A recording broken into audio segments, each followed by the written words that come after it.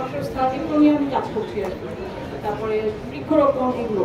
তো ওদের নিয়ে কাজ করতে যে আমার কাছে মনে হচ্ছে যে এরা আসলে আমি যখন ছোট ছিলাম তখন যে জীবনযাপন এরকম দেখেছিলাম, বড় হওয়ার পরও দেখেছি যে ওরা অনেক পরিষ্কার পরিচ্ছন্ন, আচ্ছা ওরা অনেক খুব খুব সহজ সরল ভালো মানুষ এবং খুব ওদের গ্রামগুলো খুবই পরিষ্কার পরিচ্ছন্ন।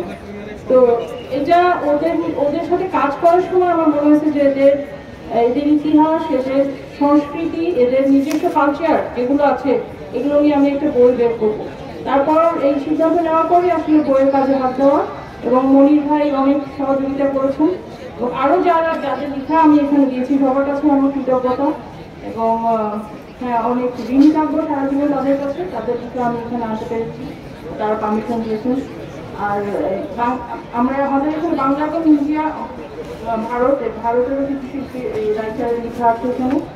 তো আমরা আসলে এই আদিবাসীদের শিক্ষা এবং প্রপার সুযোগ সুবিধা যদি দেই, তাহলে কিন্তু আমরা তাদেরকে আমাদের মেইন স্ট্রিম সাধারণ জনগণ যেভাবে সব সুযোগ সুবিধা সহ বড় বড় জায়গায় কাজ করতে পারছেন, সেভাবে তাদেরকেও আমরা আনতে পারবো। এটার একটা উদাহরণ কিন্তু আপনারা জানেন, ইন্ডিয়ান যিনি প্রেসিডেন্ট উনি কিন্তু সাঁওতাল। তো আমরাও যদি আমাদের দেশের আদিবাসীদের মেইন স্ট্রিম পড়ালেখার ভিতরে নিয়ে আসতে পারি ইনশাল্লাহ, তাহলে কিন্তু তারাও উঠে আসবে। বিভিন্ন সব শুধু সাঁওতাল না, সব আদিবাসীদের জন্যই বলছি যে তারাও মেইন জায়গায় উঠে আসতে পারবে। এই বইটার মধ্যে আসলে সব কিছুই আছে, তাদের ভাষা, তাদের সাহিত্য, তাদের ইতিহাস কিন্তু অনেক পুরনো, প্রায় 4500 বছর পূর্বে ওরা অস্ট্রেলিয়া থেকে আসছে। অস্ট্রেলিয়ার আদিবাসী কিন্তু সাঁওতালরা ছিল, অস্ট্রেলিয়া থেকে আসছে, ভারতীয় থেকে আসছে। তো এই বইটা সবাই পড়বে এবং সবাইকে পড়তে বলবেন। কেউ যদি সাঁওতালদের নিয়ে সাঁওতাল আদিবাসীদের নিয়ে ক্ষুদ্র নৃগোষ্ঠী নিয়ে কাজ করতে চায়, তাহলে এই বইটা একটা সংগ্রহে রাখতে পারে তারা। এবং আমি আশা করবো যে এটার ভিতরে তারা সব কিছুই পাবে। তো সবাই ভালো থাকবেন, সুস্থ থাকবেন, দোয়া করবেন। আমি সারা জীবন আদিবাসী এবং যারা সুবিধা বঞ্চিত নারী ও শিশু তাদের নিয়ে কাজ করে গেছি এবং ভবিষ্যতেও কাজ করবো ইনশাআল্লাহ। তো দেশের মানুষের জন্য কাজ করে যেতে পারি। সবাই দোয়া রাখবেন। ধন্যবাদ, ভালো থাকবেন সবাই।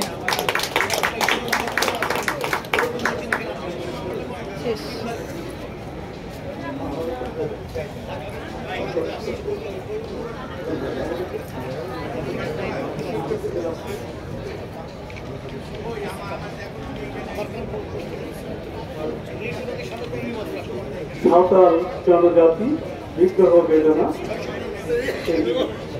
বড় কাজের যিনি সম্পাদক আয়শা আক্তার ডালিয়া, আপনাকে ধন্যবাদ।